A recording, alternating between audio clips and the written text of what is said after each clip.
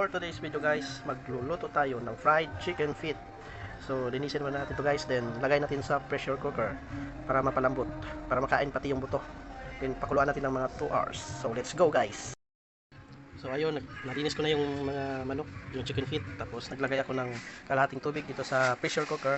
Then yung mga ricados na ilalagay natin is konting star anise, bawang, yung bay leaves, then paminta, tsaka konting luya.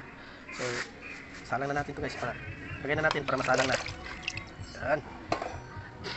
Then bawang,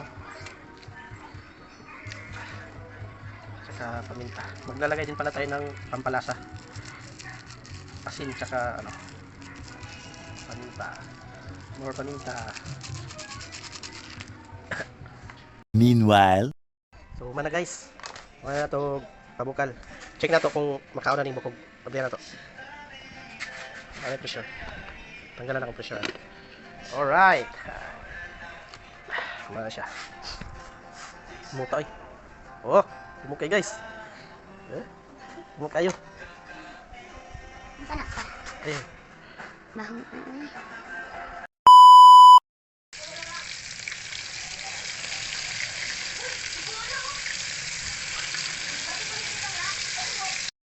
Dami guys.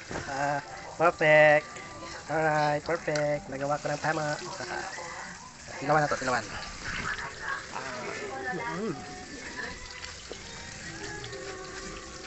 Kaya bukog.